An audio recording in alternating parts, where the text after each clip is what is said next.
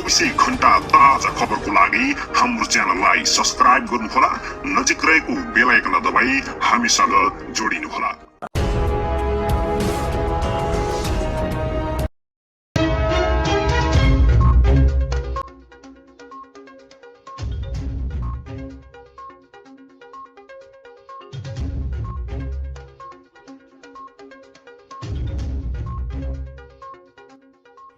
गठबन्धनको बैठक बालुवाटारमा माधव नेपाल पक्षधर विजय पौडेल सहभागी। भारतसित सम्बन्ध सुधार्न देउवाको अवसर। चीनसँग सौन्य भिडन्त चाहेका छैनौं अमेरिकी रक्षा मन्त्री अस्टिन। सिन्धुलीगढी युद्ध संग्रहालय राष्ट्रपति भण्डारीबाट यसरी भयो उद्घाटन। चीन र अमेरिका बीचको सम्बन्ध झन बिग्रिँदै। के गुलमान घिसिङ नै अब विद्युत प्राधिकरणमा नियुक्ति होलान् त? एमसीसीको विरोध गर्दै गठबन्धन छाड्ने चित्रबहादुर केसीको चेतावनी। सीमामा झडप हुँदा 5 को मृत्यु, दर्जनौं घाइते। अब हेर्नुहोस् पुरा समाचार। आदरणीय दर्शकबिन नमस्कार। सदाका दिन जस्तै आज पनि देश तथा विदेशका ठूला अनि अति नै महत्त्वपूर्ण खबरहरू लिएर उपस्थित भइसकेका छौं। दर्शकबिन यो भिडियोलाई अन्तिमसम्म हेरेर साथ दिनुहोला। यदि तपाईँ यो च्यानलमा नयाँ हुनुहुन्छ भने हाम्रो च्यानलमा गई नजिकै रहेको बेल आइकन दबाएर हामीसँग निरन्तर रूपमा जोडिनुहोला। सत्ता साझेदार 5 दलीय गठबन्धनको बैठक बालुवाटारमा सुरु भएको छ।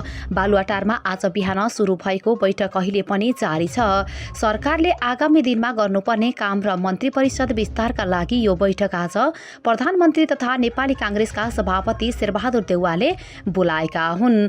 गठबन्धनको बैठकमा देउवालाई प्रधानमन्त्रीमा समर्थन गरेका दलहरूको सहभागिता रहेको छ। प्रधानमन्त्री देउवाले आजै साँझसम्म मन्त्री परिषद विस्तार गर्न चाहेका छन्, तर जनता समाजवादी पार्टीले अहिलेसम्म मन्त्री बनेको नाम टुङ्गो लगाउन सकेको छैन। स्रोतका अनुसार आजको गठबन्धन बैठकमा नेकपा एमालेका वरिष्ठ नेता माधव कुमार नेपाल पक्षका नेता डाक्टर विजय पौडेल सहभागी भएका छन्। यसअघिको गठबन्धनको बैठकमा नेपाल स्वयं उपस्थित भएका थिए। एमाले नेता नेपाल गठबन्धनको बैठकमा उपस्थित भएपछि उनको पार्टी एमाले विभाजित हुन अनुमान धेरैले गरेका छन्। झण्डै 2 तिहाई बलियो मत र भारत विरुद्ध राष्ट्रवादी एजेन्डा सहित प्रधानमन्त्री बनेका एमाले अध्यक्ष केपी शर्मा ओलीको हातबाट 3.5 वर्षमा सत्ता घुमेको छ। परिस्थितिले पुनः काङ्ग्रेस सभापति शेरबहादुर देउवाको हातमा सत्ता पुर्याइदिएको छ। वास्तवमा देउवा नेपालका आकस्मिक प्रधानमन्त्री, एक्सिडेन्टल प्राइमर मिनिस्टर हुन्। माओवादी केन्द्रका अध्यक्ष पुष्पकमल दाहाल प्रचण्ड र एमाले वरिष्ठ नेता माधव कुमार नेपालको बलिया साथ र समर्थकले देउवा प्रधानमन्त्री भएका हुन्। सबैभन्दा ठूलो सङ्घर्ष यसका लागि प्रचण्डको छ। नेकपाभित्रको अन्तरसङ्घर्ष र त्यसमा प्रचण्डको भूमिकाले परिस्थिति यहाँसम्म आइपुगेको हो। प्रचण्ड, माधव नेपाल लगायतले गरेका यी सबै मेहनतका बावजुद सर्वोच्च अदालतको एउटा फैसलाले देउवालाई प्रधानमन्त्रीको कुर्सीमा आसीन गराएको छ। तत्कालीन नेपाल कम्युनिस्ट पार्टीको आन्तरिक विवाद समाधान गर्न नसक्दा ओलीले 2 तिहाईको सत्ता गुमाएका छन् र आकस्मिक रूपमा देउवा प्रधानमन्त्री बनेका छन्। भारतले नेपालको राजनीतिक घटनाक्रमलाई आन्तरिक मामिला भनेको छ। यो भारत सरकारको नयाँ नीति हो। पहिलो आन्तरिक मामिला भन्ने र दोस्रो जोसुकै सत्तामा आउँछ उसैसँग सहकार गर्ने मोदी सरकारले नेपाल मामिलामा तटस्थ बस्ने नीति अपनाएको छ।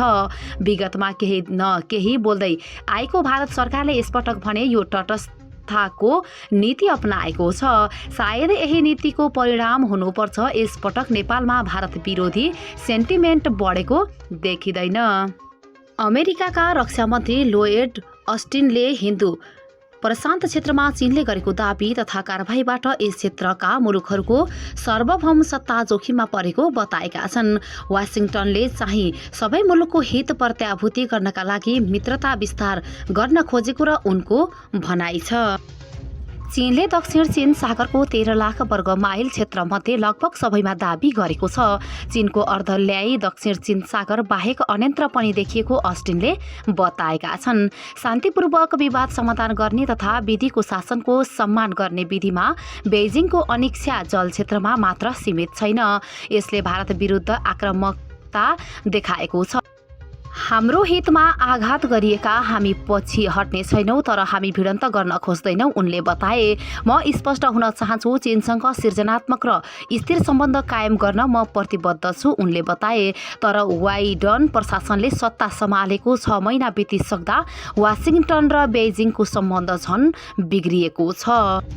राष्ट्रपति विद्यादेवी भण्डारी बुधबार सिन्धुली स्थित धुलीगढी युद्ध सङ्ग्रहालयको उद्घाटन गरेकी छिन्। बिहान हेलिकप्टर मार्फत त्यसतर्फ पुगेकी राष्ट्रपति भण्डारीले सङ्ग्रहालयको उद्घाटन गरेकी हुन्। कमलामाई नगरपालिकाको आर्थिक सहयोगमा सिन्धुलीगढीमा नेपाली सेनाले उक्त सङ्ग्रहालय निर्माण गरेको हो। राष्ट्रिय जनमोर्चाका अध्यक्ष चित्रबहादुर केसीले एमसीसीको विरोध गरेका छन्। प्रधानमन्त्री निवास बालुवाटारमा बुधबार बसेको सत्तारूढ गठबन्धनको बैठकमा उनले एमसीसीको विरोध गरेका हुन्। यस्तै संहिताको विषयमा पनि उनको विरोध रहेको थियो। बैठकमा केसीले नेपाली जनता कोभिड विरुद्धको खोप नपाए अकालमा ज्यान गुमाउन बाध्यता भइरहेको अवस्थामा गठबन्धनको सरकार गम्भीर बन्न नसकेको, बरु एमसीसीलाई अघि बढाउने लागेको भन्दै विरोध गरेको एक नेताले बताएका छन्। जनता कोरोना विरुद्धको खोप नपाएर मारिरहेका छन्। तपाईहरू एमसीसी कसरी पास गर्ने र संहिता धरापमा पार्यो मात्रै भन्नुहुन्छ, अनि कसरी जनताले यो गठबन्धनको सरकारलाई विश्वास गर्ने, केसीले प्रश्न गर्नुभयो। उनले गठबन्धनको सधैँ संहिताकै रटान लगाउने र एमसीसीकै कुरा गर्ने हो भने आफ्नो पार्टी गठबन्धनबाट बाहिरिने चेतावनी दिएका थिए। गठबन्धन खाली संहिता र एमसीसीको पछि लाग्ने हो भने हामी प्रतिपक्षमा बस्छौँ, केसीको भनाइ थियो। मंगलबार मात्रै प्रधानमन्त्री शेरबहादुर देउवा र अमेरिकी विदेश मन्त्रीबीच टेलिफोन वार्ता भएको थियो। सो वार्तामा एमसीसीको विषयमा छलफल भएको बुझिएको छ। भारतको असम र मिजोरम राज्यका प्रहरीबीच गोली हानाहान हुँदा कम्तीमा 5 जना प्रहरीको मृत्यु भएको छ। उत्तर पूर्व भारतको मिजोरम र असम राज्यको सीमा क्षेत्रमा उक्त घटना भएको अन्तर्राष्ट्रिय सञ्चार माध्यमले उल्लेख गरेका छन्। दुवै राज्यका अधिकारीसँगै मुख्यमन्त्रीले एकअर्कालाई उक्साहटले हिंसा निम्त्याएको आरोप लगाएका छन्। दुवै राज्यमा महिनौदेखिको सीमा विवादपछि उक्त घटना भएको हो। असम र मिजोरम बीच 164 किलोमिटर सीमा जोडिएको छ। सीमाङ्कनको विषयलाई लिएर दुवै राज्यबीच पटक पटक विवाद हुँदै आएको छ।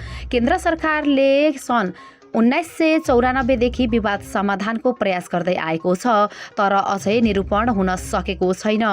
गृहमन्त्री असीम शाहले मिजोरम र असम दुवै राज्यका मुख्यमन्त्रीसँग छलफल समेत गर्नुभएको छ। मिजोरम सन् 1972 मा असमबाट अलगिएका थिए। विद्युत प्राधिकरण केही समय यता लोडसेडिङ व्यवस्थापनमा पनि असफल भएको छ। अब म छिट्टै नयाँ कदम चाल्नेछु, ऊर्जा मन्त्री पम्फा भुसालले मन्त्रालयमा 2 दिन अघि भएको ब्रिफिङमा भनिन्। यसरी हुँदैन। गठबन्धनका तर्फबाट हालसालै मन्त्रालय सम्हालेकी मन्त्री भुसालले विद्युत प्राधिकरणबारे असन्तुष्ट व्यक्त गरिरहँदा उपस्थित कर्मचारी तथा प्रशासकहरूले आश्चर्यमा परेका थिए।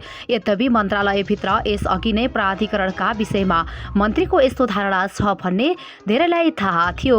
विद्युत जुहावट बढेको, नाफा घटेर 5 अर्बमा झरेको, बिना सूचना लोडसेडिङ हुन थालेको र प्राधिकरणमा प्राविधिक तथा प्रशासनिक कमजोरी हुन थालेको बुझाइ मन्त्री भुसालको छ। मन्त्रीज्यूले मन्त्रालय सम्हाल्ने बित्तिकै कर्मचारीबाट लिएको ब्रिफिङपछि प्राधिकरणप्रति चासो देखाउन थाल्नु भएको छ। मन्त्री भुसालको सचिवालयका एक कर्मचारीले नेपाल समयसँग भने सम्भवतः प्राधिकरणको नेतृत्वबारे पनि उहाँले उच्च तहमा छलफल गरिरहनु भएको छ। उता मन्त्रीको असन्तुष्टप्रति प्राधिकरणका कार्यकारी निर्देशक हितेन्द्र देव साकेका आफ्नै तर्क र तर्कना छन्। कोरोना महामारीका कारण कर्मचारी खटाउन नसकिएकोले विद्युत जुहावट नियन्त्रण गर्न नसकिएको भनाइ उनको छ। कतिपय जिल्लाका प्रमुख जिल्ला अधिकारीहरूले नै असहयोग गरेको गुनासो उनले मन्त्रीसँग राखिरहेका छन्। विभिन्न उद्योगी व्यवसायीलाई विद्युतमा छुट दिएको र सोर भर्ना बापतको 3 अर्ब र ट्रक लाइनमा डेलिगेटेडको 18 अर्ब रुपियाँ बढी नउठ्दा प्राधिकरणको नाफा नबढेको हिसाब किताब मन्त्री समक्ष पेश गरेका छन्। प्राधिकरणका कार्यकारी निर्देशक साक्यलाई तर्कहरूले मन्त्री भुसाल आश्वस्त हुन सकिरहेकी छैनन्। उनको असन्तुष्टको तार प्राधिकरणका पूर्व कार्यकारी निर्देशक कुलमान घिसिङलाई फेरि फर्काउने योजनासँग जोडिएको बुझाइ मन्त्रालयका कतिपय कर्मचारीको छ। घिसिङ अघिल्लो वर्ष भदौमा आफ्नो 4 वर्ष कार्यकाल पूरा गरी प्राधिकरणबाट बिदा भएका थिए। प्राधिकरणको कार्यकारी नेतृत्वमा साकी रहिरहँदा कुरमान घिसिङलाई प्राधिकरणमा ल्याउन त्यति सहज भने छैन। त्यसका लागि सरकारले सो पदबाट साकीलाई अरू नै स्थानमा लैजानुपर्ने हुन्छ। त्यसैले यो विषय उच्च तहमा छलफलको विषय बनेको छ।